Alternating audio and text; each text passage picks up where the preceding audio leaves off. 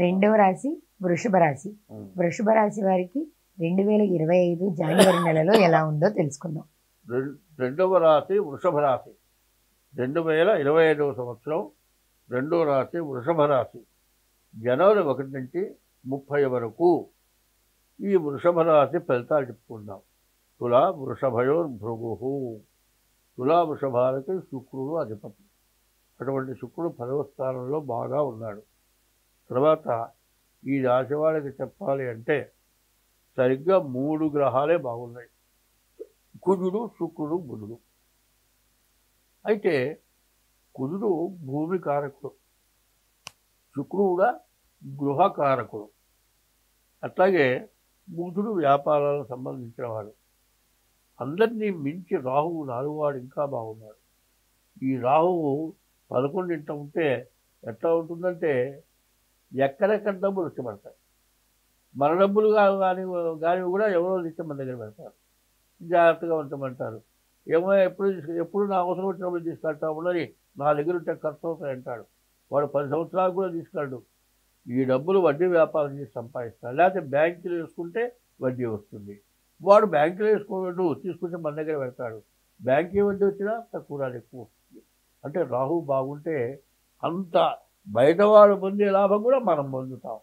అంత బాగుంది. రాహు బాగున్నాడు, శుక్రుడు బాగున్నాడు, బుధుడు బాగున్నాడు, కుజుడు బాగున్నాడు. అయితే బాగుండని గ్రహాలు ఏమిటి మనం చూడాలి. రవి, కేతువు, శని, గురువు బాగలేదు. అయితే శని జన్మంలో ఉన్నాడు. ఈ జన్మంలో ఉన్న శని వల్ల చాలా, జన్మంలో ఉన్న గురువు వల్ల చాలా ఇబ్బందులు ఉన్నాయి. ఈ గురువు వల్ల నోరు జాగ్రత్తగా పెట్టుకోవాలి. నోరా వీపుకు దెబ్బలు దాకే అని శాస్త్రం. ఇప్పుడు మంచిగా మాట్లాడే చోట చెడగా మాట్లాడటము, అనవసరమైన వాళ్ళతో తగాదాలు పెట్టుకోవటం, ఇట్లా ఉంది. ఒక శాస్త్రం ఉంది. ఒక ఆమె బయలుదేరిందిట. మరి ఏం చేసిందంటే, వాదం లేక వల్లూరు వచ్చాను, వాడకట్టిన సౌతులారు నాతో వాదాలు అందుక. అంటే నోరు గల వాళ్ళు మాట్లాడుతూ ఉంటుంది. గిల్లి ఊళ్ళో వాళ్ళందరినీ రండి నాతో కొట్టుకుందామంటే వాళ్ళు ఊరుకుంటారా? సాగు కొట్టి నలగబొట్టి పంపిస్తారు. అట్లాగే ఈ గురువు వల్ల అటువంటి మనస్తత్వాలు ఆ టైం బాగుండకపోతే అటువంటి బుద్ధులు పుడతాయి. అనవసరమైన తగాదాలు పెట్టుకోవటమో, ఏదో ఒకటి అనవసరమైంది ఎవరినో నంటమో ఇట్లా జరుగుతూ ఉంటుంది. కాబట్టి గురువు వల్ల పూర్తిగా ఇబ్బందికరంగా ఉంది. శని వల్ల బాగాలేదు, రవి వల్ల బాగాలేదు. ఈ 3 గ్రహాలు పూర్తిగా ఇబ్బందికరంగా ఉన్నాయి. పైన ఈ వృషభ రాశికి అధిపతి అయిన శుక్రుడు కూడా బాగున్నాడు. కాబట్టి మంచి జరగాలి అంటే ఈ 3 గ్రహాల వల్ల మనకు ఇబ్బంది లేకుండా చేసుకోవాలి. శని, రవి, కుజుడు, ఈ 3 గ్రహాలకి సమస్య లేకుండా, ఇబ్బంది లేకుండా ఉండాలి. అయితే ఇట్లా ఉండడానికి కారణం ఏమిటి? ఈ దోషాలు ఎందుకు వస్తాయనేది మనం తెలుసుకోవాలి. ఎప్పుడు కూడా ఆగామి, సంచిత, ప్రారంధాలని 3 ఉన్నాయి. ఆగామి, సంచిత, ప్రారంధాలు. మనల్ని కన్నవాళ్ళు, మనం పూర్వజన్మలో చేసుకున్నది, ఈ జన్మలో మనం చేసుకున్నది పాపపుణ్యాలే మనల్ని ఎప్పుడూ వేధిస్తూ ఉంటాయి. మనల్ని కన్నవాళ్ళు వల్ల వచ్చేది ఏమిటి అంటే వాళ్ళు చేసిన పాపం వల్ల వస్తుంది. కాదండి, పూర్వజన్మలో తల్లిదండ్రులకు అన్నం పెట్టగలం, వాళ్ళని హింసించో, వాళ్ళ ఆస్తులు లాక్కోనో, వాళ్ళని ఎళ్ళగొట్టో ఇబ్బంది పెట్టినా పూర్వజన్మ పాపం మనల్ని వేధిస్తుంది. అదే కాదండి, ఈ జన్మలో పాపం ఎట్లా ఉంటుంది? భార్య ఉందండి, నీకు పెళ్ళయ్యేంతవరకు ఎంత వయస్సు?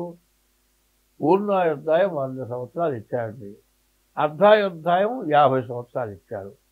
మరి పావు 4 ఆయుర్దాయం 25 సంవత్సరాలు ఇచ్చారు. 25 సంవత్సరాల సేపు పెళ్ళవుతుంది కదా. 25 సంవత్సరాల దాకా నీ తల్లిదండ్రులు నిన్ను పెంచారు. 25 సంవత్సరాల తర్వాత నీ జీవనం ఏమిటి? మగపిల్లవాడు వాళ్ళు అంటారు, అయ్యా మా అబ్బాయికి చదువు చెప్పించాం, ఉద్యోగం ఇప్పించాం, పెళ్లి చేసాం, ఇక మా పని అయిపోయింది, ఇంకా వాళ్ళతో మాకేం పని లేదు, ఇంకా వాళ్ళ తిప్పలు వాళ్ళు పడతారంటారు వాళ్ళు. అయితే పిల్లలకి తల్లిదండ్రులు ఏం చేస్తారు? అమ్మాయి అత్తగారింటికి వెళ్ళిన తర్వాత ఏ సమస్య లేకుండా సంతోషంగా హాయిగా బతికితే వాళ్ళు సంతోషపడతారు. కాదండి, అత్తగారి వల్లనో, కుటుంబ సమస్యల వల్లనో, భర్త వల్లనో ఇబ్బంది పడి ఓ రోజు వాళ్ళ అమ్మాయి అన్నం తినలేదు అని తెలిస్తే పిల్లనిచ్చిన తల్లిదండ్రులు అతను ఏమిటా ఈ బాధ అంటే పిల్లలు చేసుకున్న వాళ్ళకి మాత్రం ఉండదు, కానీ పిల్లనిచ్చిన వాళ్ళకి ఆ బాధ మాత్రం ఖచ్చితంగా ఆడపిల్ల తండ్రులకు ఉంటుంది. అయితే ఈ ఆడపిల్ల విషయంలో మనం ఏం చెప్పాలి అంటే 100 మంది కొడుకులను కన్నా ఒక్క కూతురు కాకపోతే మహాపాపంట. పాపం నివృత్తి కావాలంటే కన్యాదానం చెప్పాడు. దశపూర్వేషాం దశాపరేషాం మధ్వంశానాం సర్వేషాం పితॄణాం నరకాదు ఉత్తీర్య శాశ్వత బ్రహ్మలోకే నివాస సిద్ధ్యర్థం. నువ్వులు ఒక రాశి సూర్యమండలం అంత రాశి వస్తే ఎన్ని నువ్వులైతే ఉంటాయో అన్ని సంవత్సరాలు స్వర్గంలో ఉండటం కోసమని ఆడపిల్లని కన్యాదానం చేయమని చెప్తుంది. అటువంటి ఆడపిల్ల కోసం ఈరోజు కూడా తల్లిదండ్రులు బాధపడుతున్నారు. వీళ్ళేం చేస్తున్నారు, పెళ్ళైపోతుంది, అమ్మాయి మన ఇంటికి వస్తుంది, వీడేమంటారు ఏదైనా శుభకార్యం చేయబడతామో చేసుకున్నారు, గుడ్డలు పెడితే మా ఇంట్లో పని వాళ్ళకు కూడా ఇట్లాంటి గుడ్డలు పెట్టమంటాడు. అది కాదు. ఎప్పుడు కూడా జన్మనిచ్చిన తల్లిదండ్రుల కంటే నీకు పిల్లనిచ్చి పెళ్లి చేసినటువంటి అత్తామామ నీ వంశాన్ని నిలబెట్టేవాళ్ళు. నీ భార్య నీకు రాకపోతే నీకు కొడుకు పుట్టరుగా. నీకు కొడుకు పుట్టాలంటే నీ భార్య కావాలిగా. మరి భార్యను తేలిగ్గా చూస్తారు. ఎంతసేపు ఏదైనా చెప్పొస్తే ఇంట్లో పెళ్ళని చెప్తే మాట వినే స్థితిలో నేను బాగా తెలివితేటలు ఉన్నాయి, నువ్వు చెప్పక్కర్లా కూర్చో అంటాడు. ఎందుకంటే భార్య ఎట్లాంటిదంటే కార్యేషు దాసి కరణేషు మంత్రి భోజ్యేషు మాత శయనేషు రంభ. మరి సత్కర్మయుక్త కులధర్మపత్రి అన్నారు. ఆడ మనిషి సక్రమంగా ఉంటేనే ఆ ఇల్లు బాగుపడుతుంది. ఇప్పుడు వస్తున్న సమస్యలన్నీ కూడా అవేను. పెళ్ళైన తర్వాత అత్తమామలు పెట్టలేదను. మరి అత్తగారు ఒకప్పుడు నేను కూడా ఒక కోడలు నేను కూడా ఇబ్బంది పడ్డాను కాబట్టి నా కొడుకు కోడల్ని ఇబ్బంది పెట్టకూడదు అనేటువంటి అత్త కావాలి. ఇట్లాంటి పరిస్థితులు కావాలి. అదే కోడలు ఉందనుకోండి, ఇంటికి రాగానే నీ పనైపోయినా బుడ్డో తాళాలనే పెట్టుకుంటా అనేటువంటి పరిస్థితి కోడలు రాకూడదు. ఇట్లాంటి సమస్యలతో కుటుంబాలు భ్రష్టు పట్టిపోతున్నాయి. కోర్టుకు వెళ్తున్నారు, వివాహం ఇంట్లో దావా చేసుకుంటారు, సమస్యలు వస్తున్నాయి. కాబట్టి ఎవరు ఎంతవరకు ఉండాలో అంతవరకు ఉండటం చాలా మంచిది. ఎందుకంటే వివాహం అయిన దాకా ఒక జీవితం, వివాహం అయిన తర్వాత రెండో జీవితం. ఎందుకంటే అర్ధాయుష్, పూర్ణాయుష్, స్వల్పాయుష్, 25 సంవత్సరాల ఆయుష్. 25 సంవత్సరాల నుంచి నీ ప్రవర్తనని బట్టి నీకు మంచో చెడో జరుగుతుంది. నువ్వు చేసే పాపకృత్యాలన్నీ చేసి పెళ్ళాన్ని కొట్టి గర్భవతి యంత్రాలు కొట్టితే ఆ గర్భస్రావం అయిపోయి ఇటువంటి పాపాలను చేసుకొని జ్యోతిష్యానికి వచ్చి జ్యోతిష్యం చెప్తే జరగలేదంటే ఎట్లా? ముందు ప్రవర్తన చాలా అవసరం.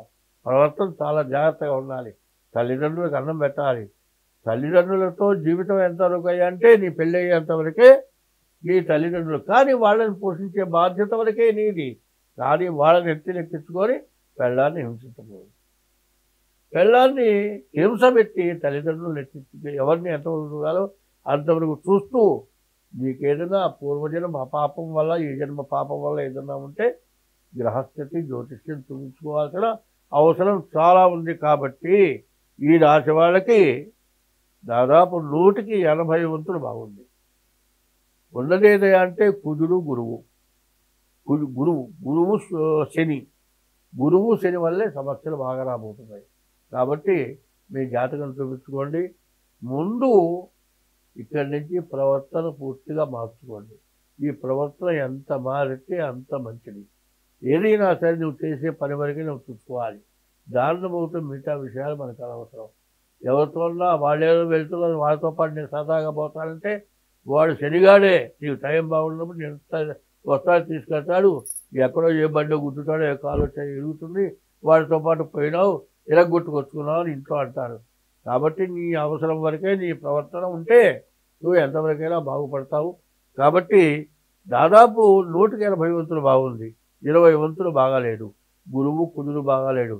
ఇది కరెక్ట్గా జన్మ నక్షత్రం అయితే ఇది గోచారం. స్వస్తి. ధన్యవాదాలు.